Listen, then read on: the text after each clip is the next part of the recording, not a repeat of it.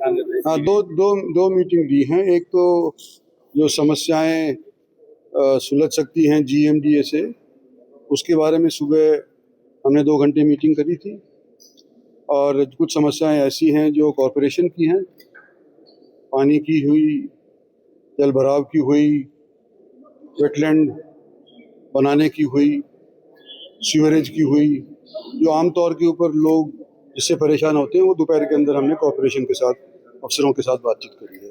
तो कुछ road map इन लोगों ने बनाया हुआ है और मेरे ख्याल से पिछले 2-3 महीनों के अंदर काफ़ी स्पॉटलाइट में काफ़ी गुड़गांव रहा है।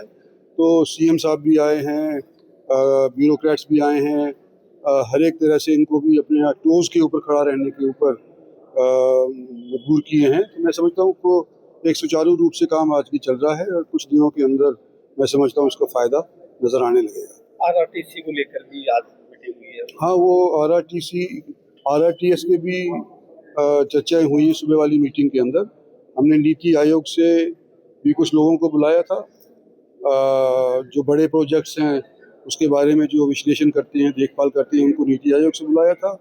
और जो अर्बन डेवलपमेंट अथॉरिटी है, जो आरआरटीएस को भारत सरकार की तरफ से देख रहे हैं, उनके भी कुछ अधिकारी को बुलाया था।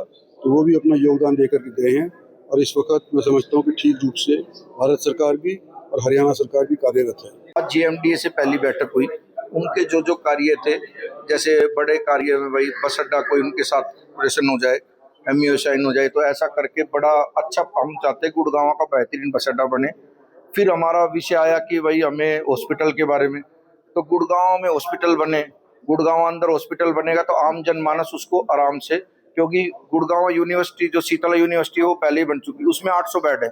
अब गुड़गांव जो प्रॉपर गुड़गांव है, पुराना गुड़गांव, उसमें हॉस्पिटल नहीं है। अब उसकी ओपनिंग होने के लिए जा रही है, तो जल्द बढ़िया हॉस्पिटल बनेगा तो लोगों को सुविधा मिलेगी। ऐसे करके जीएमडी के जितने विषय थे, जैसे जीएमडी के पास नाले हैं यहाँ के, उसके बाद यहाँ के रोड है, शिविर की कई लाइनें ऐसी है जो जीएमडी ने करनी है। तो अच्छा विषय पे आज बात हुई है कि एक विषय पे चर्चा हुई। तो मुझे लग रहा है कि गुड़गांव के विकास में जीएमडी का भी पूरा का पूरा विकास भी होगा। फिर जो दूसरी मीटिंग थी, अब जो लंच के बाद जो मीटिंग रही, वो थी सफाई के बारे में कि गुड़गांव सफाई में कैसे रखा जाए, सफा कैसे रखा जाए। तो हमने लगा कि वहाँ उन्होंने अभी 2-3 चीजें की है, जैसे हर वार्ड के अंदर एक जेसीबी, 2 ट्रोलियां हर पार्षद को दी है, और ऐसे करके हम चाहते हैं कि कूड़े का रिसाइकलिंग भी उसी के वार्ड में हो। तो ऐसी विषय करके जगह भी निश्चित की गई है।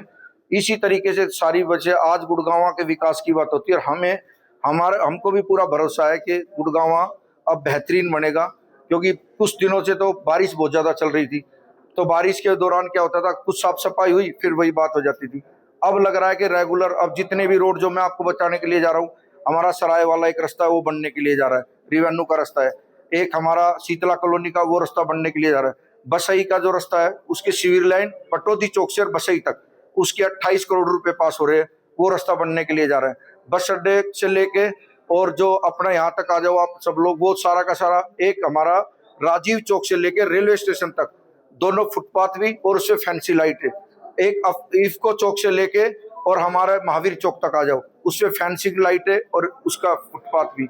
ऐसे ही वजीराबाद जो आरडी सिटी की तरफ रोड गया, वो भी पूरा का पूरा उस पर फैंसी लाइट है, उसकी फुटपाथ, उसकी ग्रीनरी, सारी व्यवस्था ऐसी हुई है कि लग रहा है कि आने वाले 5-6 महीने में आपको लगेगा कि गुड़गांव बेहतरीन। और जो सदर बाजार का मेन रास्ता है वो भी पास हो गया, उसकी लाइटें भी पास हो गई। तो अब धीरे धीरे करके, क्योंकि बिजली का काम इसलिए ना करा रहे थे, बारिश में पानी तो रहता ही है, कभी कोई हादसा हो जाए और किसी परिवार का नुकसान हो, तो अब कार्य अच्छे होंगे।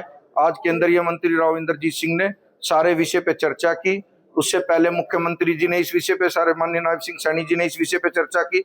तो अब ये लग रहा है कि हमें धीरे धीरे विकास की तरफ गुड़गांव नंबर 1 बनने के लिए जा रहा है।